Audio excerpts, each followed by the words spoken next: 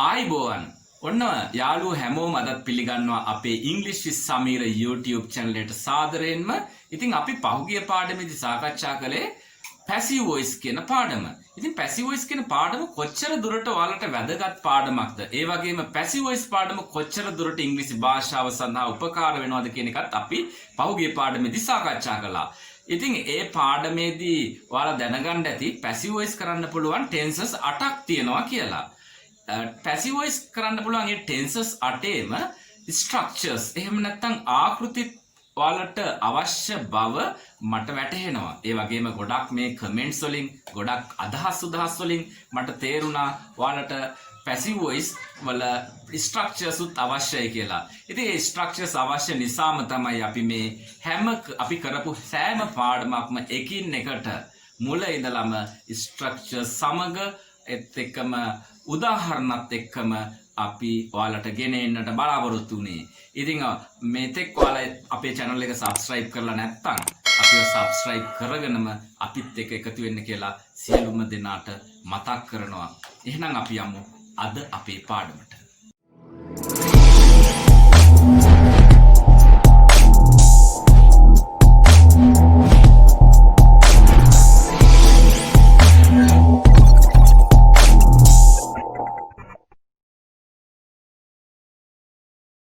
ඉතින් අපි ඔන්න බලමු මුලින්ම the simple present passive voice වලට මෙන්න මෙහෙම උදාහරණයක් අරගෙන. The teacher explains the lesson. මේක active voice the passive voice the?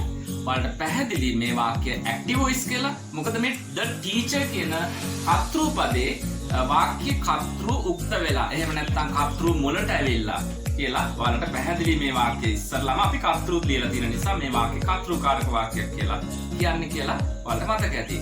The teacher explains the lesson. ගුරුතුමා පාඩම පැහැදිලි කරනවා. මේක අපිට අවශ්‍ය වෙනවා පාඩම ගුරුතුමා විසින් පැහැදිලි කරනු ලැබේ. අපි සිංහලෙන් කතා කරද්දී එහෙම කිව්වට ලියද්දී එක භාෂාවක් කතා කරද්දී එක භාෂාවක් එසේ වුණාට ඉංග්‍රීසි භාෂාවේදී deep written language එකත් ඒ වගේම කතා කරන spoken language එකත් එකම සමාන නිසා අපිට මේ විදිහටම practice කරගෙන ගියොත් අපිට කතා කරන්නයි ලියන්නයි දෙකම පුළුවන් වෙනවා කියලා ඔයාලට මතක් කරනවා. The teacher explains the lesson. ඔක passive voice කරද්දී the lesson is explained by the teacher. The lesson is explained by the teacher. අපි බලමු කොහොමද මේ simple present passive voice එකේ structure එක නිර්මාණය කරලා තියෙන්නේ කියලා. මුලින්ම lesson කියන්නේ object එක. එතකොට අර active voice වාක්‍යයේ object එක මුලට ගන්නවා. අපිට කලින් පාඩමේ ඔයාලා නරඹුව නිසා මතක ඇති object එක හොයාගන්නේ the teacher explains what කියලා අහනවා. what කියලා අහපුවම the lesson කියන උත්තරේ ලැබෙනවා. එතකොට ඒක තමයි කර්මය කියලා අපි හඳුන්වන්නේ. The lesson is explained. එතකොට is කියලා යොදනවා. මේ is කියලා අපි මෙතන යෙදුවේ ඒක වචන නිසා. The lesson කියන්නේ ඒක වචනයක්. එතකොට lessons උනොත් අපි යොදන්නේ මොකද්ද? the lessons are බහුවචන උනොත් කියලා යොදනවා.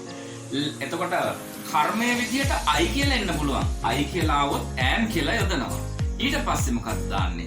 අපි හැම වෙලේම කලින් පාඩමේ මතක් කළා passive voice 8ටම එන්නේ. passive voice tenses 8ටම භාවිතා වෙන්නේ past participle verb ස්වරූපය. මේ explained කියලා තියෙන්නේ මෙතන උදාහරණේ past participle ස්වරූපය. එහෙමනම් past participle verb plus එකතු කිරීම by somebody යම් කිසි කෙනෙක් විසින්. එතකොට මෙන්න මේ විදිහට තමයි වාක්‍ය ආකෘතිය ගොඩනැගෙන්නේ. ඊට පස්සේ බලමු මේකේ meaning එක මොකක්ද කියලා. Something is done by somebody.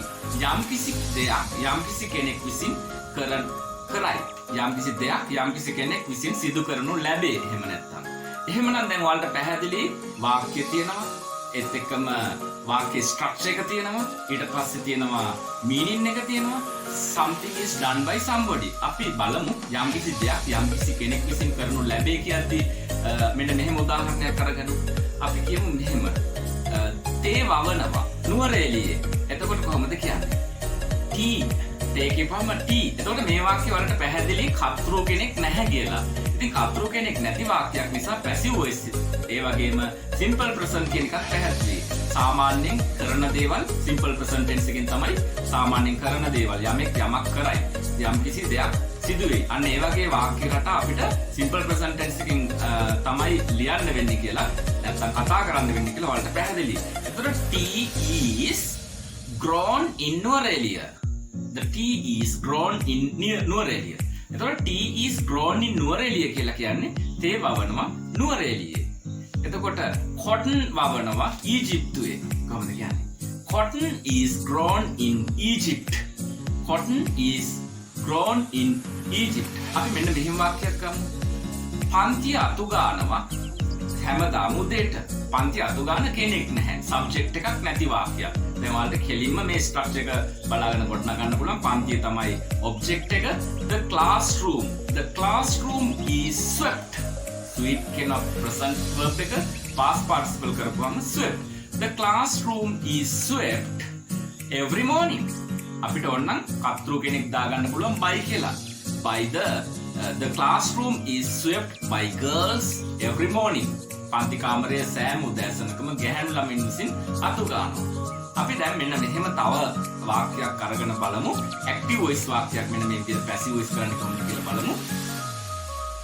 The doctor treats patients. The doctor treats patients. එතකොට the doctor treats patients කියද්දි treats to whom කියලා තමයි අහන්න වෙන්නේ මේ ක්‍රියාපදේ. The doctor treats to whom? වෛද්‍යවරයා ප්‍රතිකාර කරනවා කාටද? උත්තරේ තමයි the patients. The patients are treated by the doctor. The patients are treated by the doctor. මම තව ඔයාලට පැහැදිලි වෙන්න තව මෙන්න මෙහෙම උදාහරණයක් කියනවා. My mother scolds me. මගේ අම්මා මට බනිනවා. අපිට දැන් මේක කියන්න ඕන මට බනිනවා මගේ අම්මා කියලා. මට කිව්වොත් I am scolded by my mother. I am scolded by my mother. මට මගේ අම්මා විසින් බනිනවා. මට ගහනවා. I am hit. මට ස්තුති කරනවා. I am thanked. මාව වර්ණනා කරනවා. I am praised. ඔන්න ඔය විදිහට තමයි මට කියලා අපි වාක්‍යයක කියන්න ඕනොත් නැත්නම් කර්මකාරක විදිහට භාවිත කරන්න ඕනොත් I am කියලා යොදලා ඊට පස්සේ ක්‍රියාපදයට past participle යොදනවා. අපි බලමු තව උදාහරණයක් අරගෙන.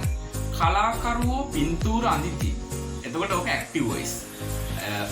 The artist draw pictures. The artists draw pictures. අපි මේක පින්තූර කලාකරුවන් විසින් අඳිනු ලැබේ කියන්න ඕන.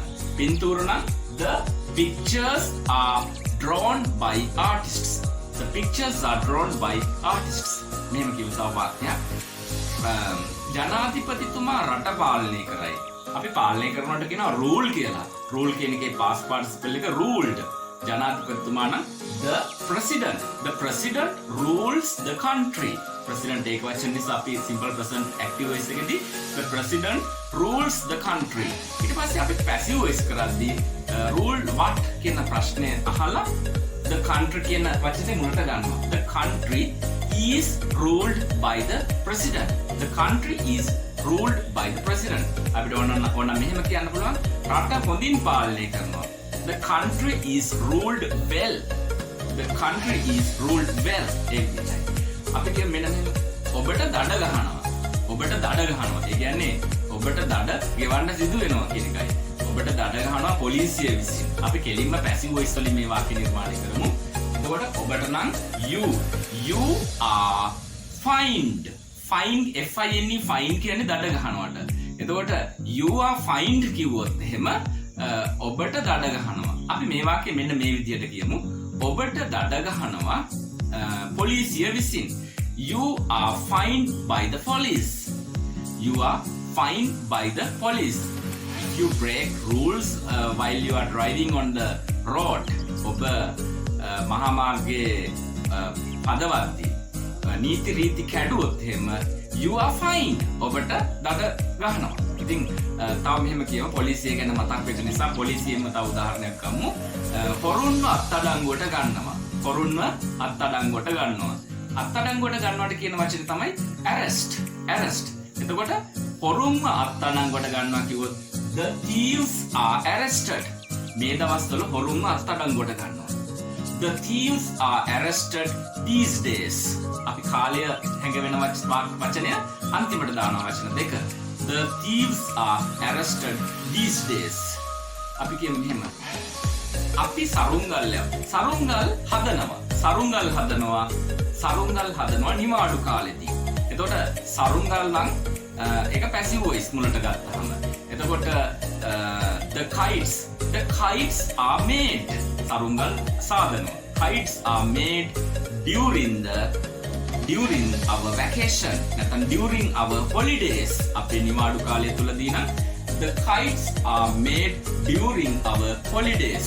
නිවාඩු කාලය තුලදී අපි සරුංගල් හදනවා. එතකොට සරුංගල් හදන පුද්ගලයෙක් නෑ. ඉතින් ඔයාලා මෙතනදී හොඳට මුලින්ම දැනගන්න ඕනේ kites are made. සරුංගල් හදනවා. සරුංගල් සාදනු ලබනවා. ඉතින් මේක කියන එකේ past participle එක MADE made තමයි යොදන්නේ කියලා විශේෂයෙන් මෙතනදී මතක තියාගන්න ඕන. කුඹුරු කොටනවා. Fields are dug. Dug කියන්නේ dig කියන එකේ past participle එක. Fields are dug. මගේ රට වර්ණනා කරනවා සංචාරකයන් විසින් කියලා අපි සබ්ජෙක්ට් එක අගට දාමු. මගේ රට නම් my country is appreciated by the tourists.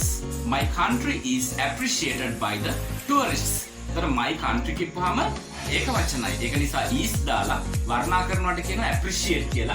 appreciate කියන එකේ past participle එක තමයි appreciated. My country is appreciated by tourists. මේ පින්තූරය අගය කරනවා. This picture ඔන්න මම ඔයාලට මේ appreciate කියන්නේ වර්ණනා කරනවා.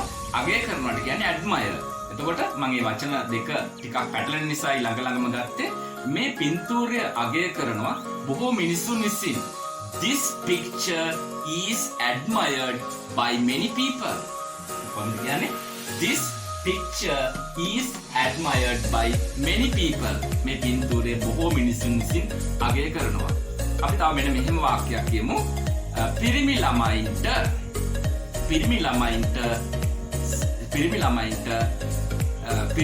කතා කරනවා. කොහොමද කියන්නේ? Boys, පිරිමි ළමයි නම් boys are cold. කතා කරනකොට cold.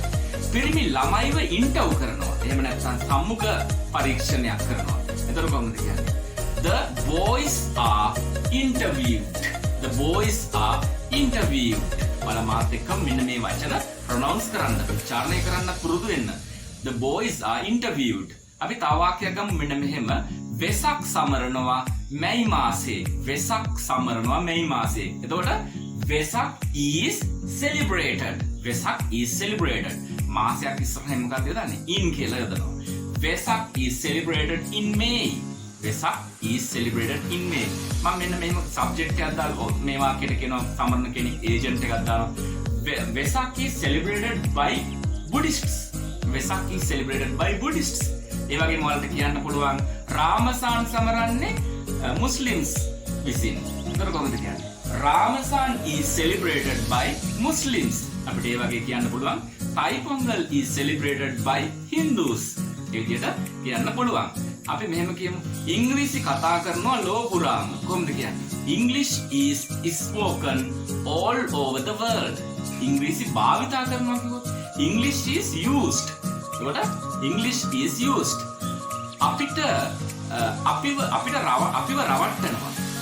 අපිව රවට්ටනවා වෙලෙන්දන් විසින්. අපිව රවට්ටනවා කිව්වොත් we are cheated by the sellers. Be careful because we are cheated by the sellers. අපිට we can advise somebody else. අපිට පුළුවන් කාට හරි අවවාද කරන්න මේ විදිහට. ඔබව රවට්ටනවා. You are cheated. මාව රවට්ටනවා. I am cheated. ඒ විදිහට තමයි අපි I කිව්වොත් you කිව්වොත් භාවිතා කරන්නේ මොකක්ද කියලා ඔයාලට හරියටම දැනගන්න ඕන. I කිව්වොත් am, you කිව්වොත් ඒ විදිහටයි. අපි කියමු මෙන්න මෙහෙම. කිරිටොපි හදන්නේ කිරි වලින්. නැත්නම් cows milk වලින්. එතකොට milk toffee is made with cow's milk. Milk toffee is made with cow's milk. ඔයාලට මම තවත් උදාහරණයක් ගේනවා. ක්‍රිකට් සෙල්ලම් කරනවා ශ්‍රී ලංකාවේ. ඒකට මේ සෙල්ලම් කරන කෙනෙක් නැති හින්දා cricket is played in Sri Lanka. Cricket is played in Sri Lanka. ඉතින් යාළුවනේ මම ඔයාලට මතක් කරන්නේ ඔයාලා මේ විදියට මේ ස්ට්‍රක්චර් එක දිහා බලාගෙන ඒ දෙකේම අපි කිව්වා මේකේ මීනින් එක තමයි something is done by somebody. යම්කිසි දෙයක් කියන එක මුලට අරගෙන අපිට පුළුවන් වෙන්න ඕන කරන දේ ගැන කතා කරන්න past participle verb එක දාලා. ඉතින් ඔයාලා පුළුවන් තරම් මේ වාක්‍ය රටාව ප්‍රැක්ටිස් කරන්න. ඒත් එක්කම මේ අවබෝධය ගත්තට පස්සේ ඔයාලට අමාරු වෙන්නේ නැහැ. ඔයාලා පුවත්පත් වලින් ඒ වගේම නිවුස් වලින් ගොඩක් පැසිව් වොයිස් වාක්‍ය ඇහෙනවා. ඉතින් ඒ වගේම අලුත් වචනත් එකතු කරන්න අමතක කරගන්න එපා. ඉතින් අපි අදට අපේ පාඩම අවසන් කරන්න කලින් ඔයාලට යම්කිසි දෙයක් තියෙනවා කියන්න. ඔයාලා අපිට මේ වීඩියෝ එක හොඳයි කියලා හිතනවා නම් ලයික් එකක් දෙන්නත් අමතක කරන්න එපා. ඔයාලගේ යාළුවෙකුට බලන්න ෂෙයා කරන්නත් ඒ වගේම subscribe කරලා නැති යාළුවෝ ඉන්නවනම් අපිව subscribe කරලා bell icon එකත් press කරලා අපිත් එක්ක දිගින් දිගටම සම්බන්ධ වෙන්න කියලා මතක් කරගෙන අවසන් කරනවා. සුබ දවසක්.